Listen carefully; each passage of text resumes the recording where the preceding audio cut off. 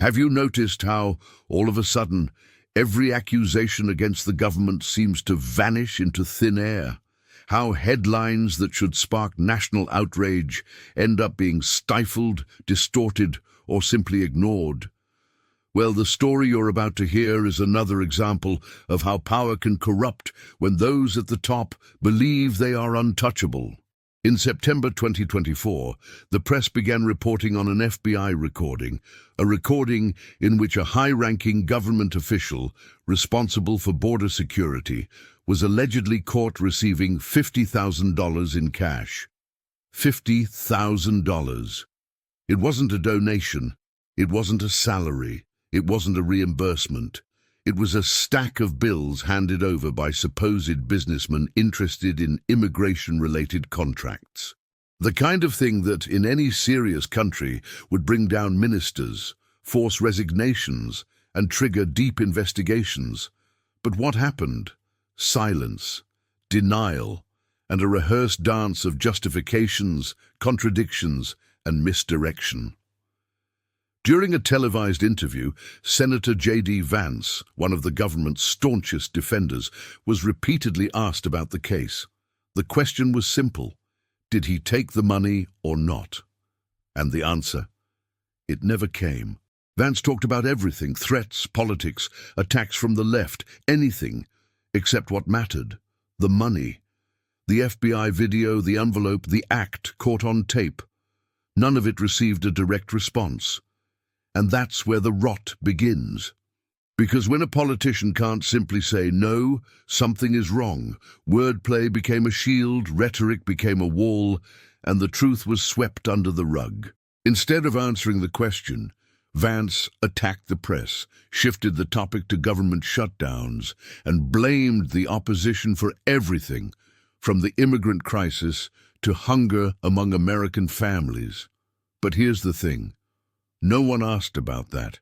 What the people wanted to know was simple: did he take the money or not? And the absence of that answer speaks louder than any political speech.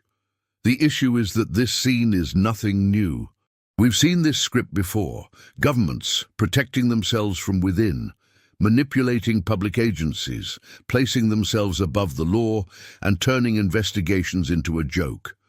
Only now, the case is even more serious, because we're not talking about a simple administrative error, but a possible act of corruption involving national security, immigration, and public contracts. Meanwhile, the vice president takes to national television to deflect attention, calling it all a fabrication by the left-wing media and appealing to emotion, saying the accused is a good man, that he receives threats, that he only wants to protect the country.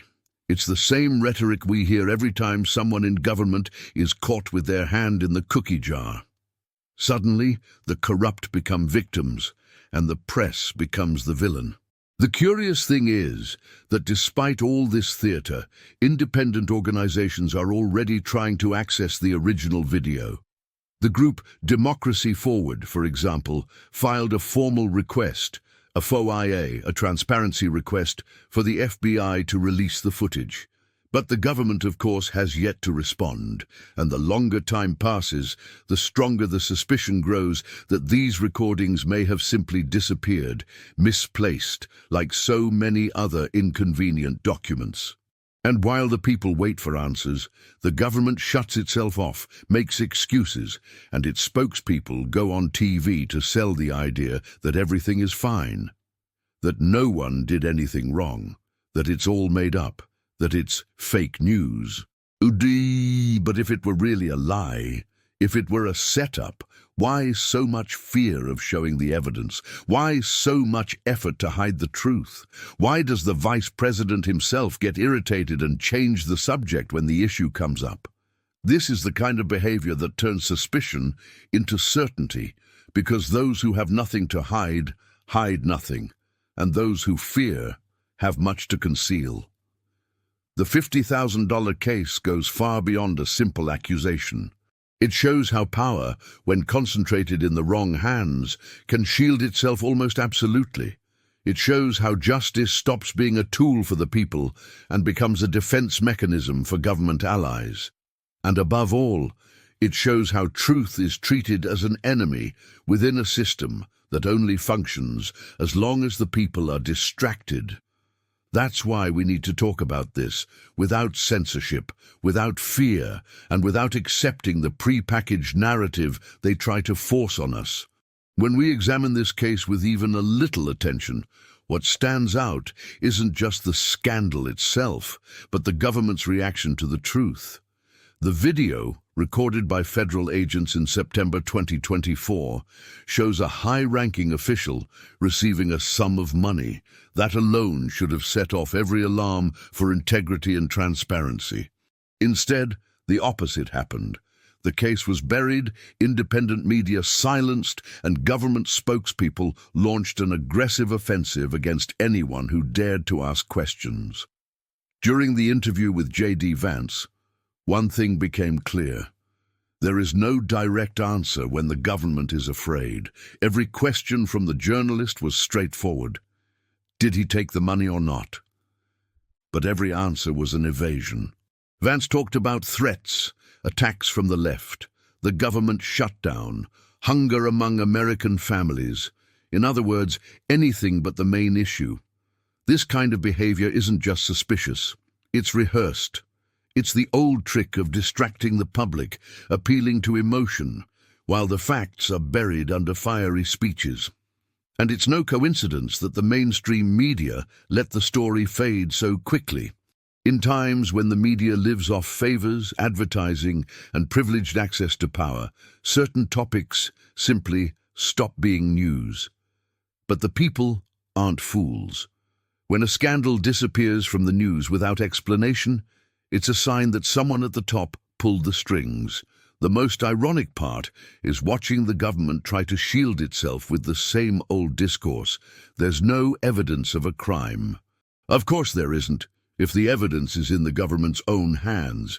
It's the same trick as always. The system investigates itself. The accused is protected by his peers, and society is convinced that it's all just conspiracy theory.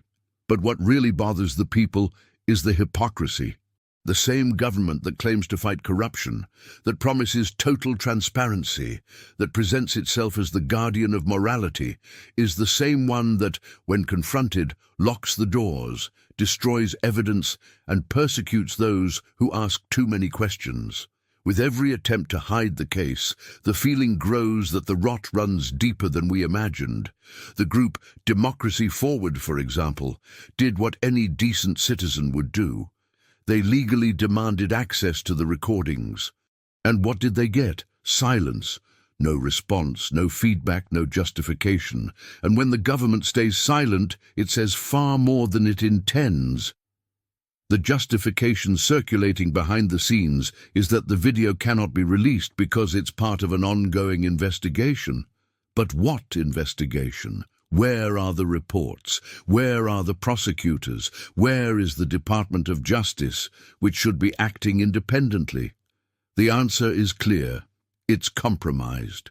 And there can be no independence when the investigated and the investigators wear the same badge.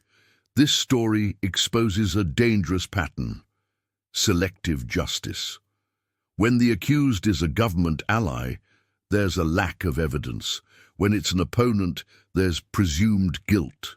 This double standard erodes public trust, destroys the idea of equality before the law, and fuels public cynicism. Because deep down, everyone already understands the law only applies to those outside the circle of power. And the most frightening thing is how the government turns its scandals into spectacle. Vance, instead of clarifying, turned the interview into a political platform. Instead of answering, he attacked the journalist, attacked the network, attacked anyone who dares to disagree. It's the tactic of modern authoritarianism, making the people believe that the problem isn't the crime, but those who denounce it. Meanwhile, the population faces inflation, violence, unemployment, and insecurity. And what does the government do?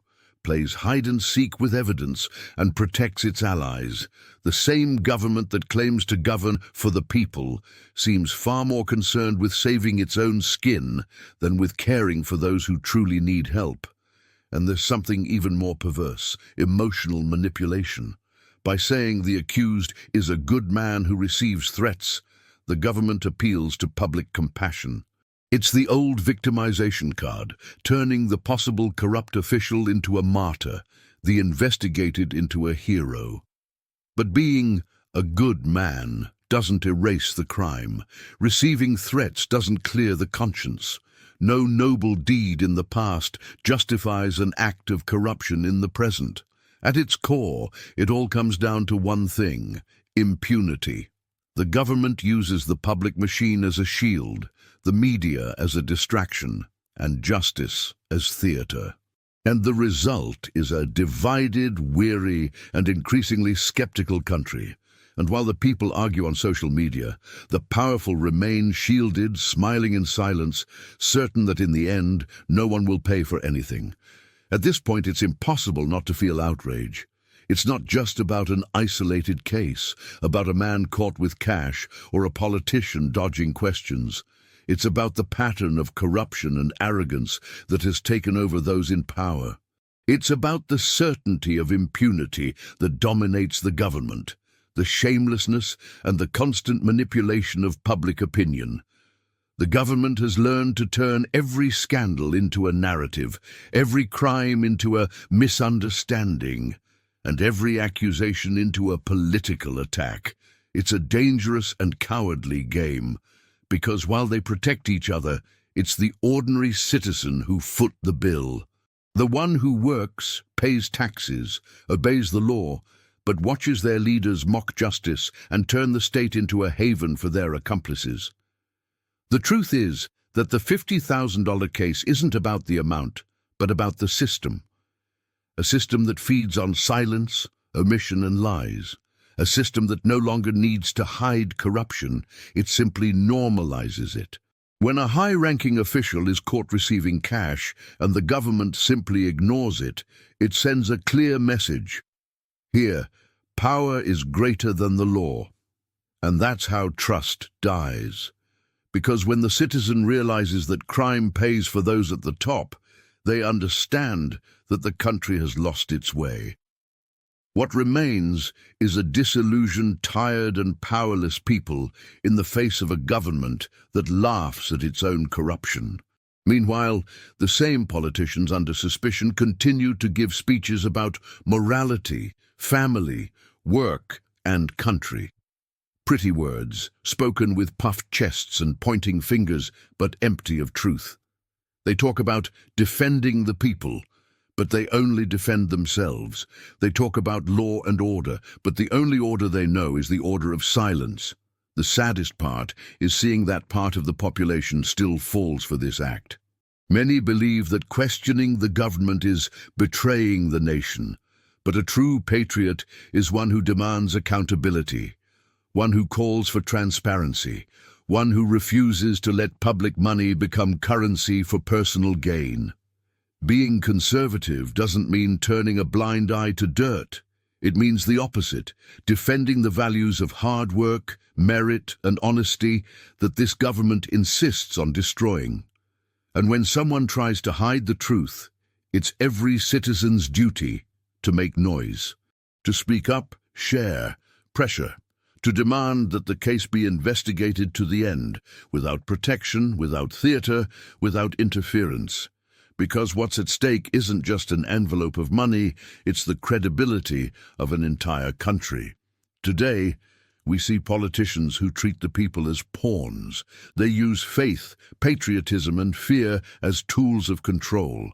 They turn the enemy into a distraction so no one looks inside the government itself. Meanwhile, they remain rich, powerful, and immune.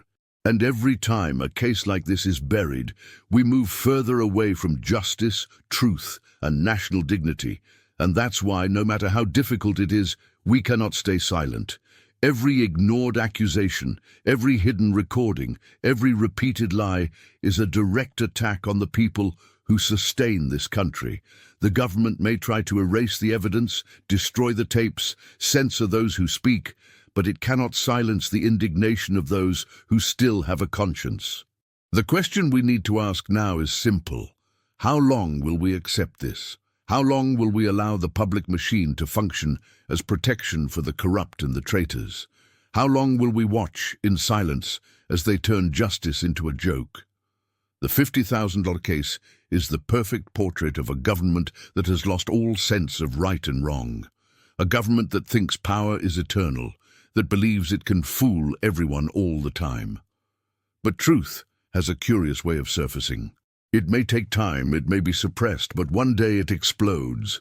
And when it does, no speech, no censorship, no propaganda will be able to hold back the force of a betrayed people. In the meantime, the least we can do is not forget, because forgetfulness is what they want most, and remembering is what scares them the most.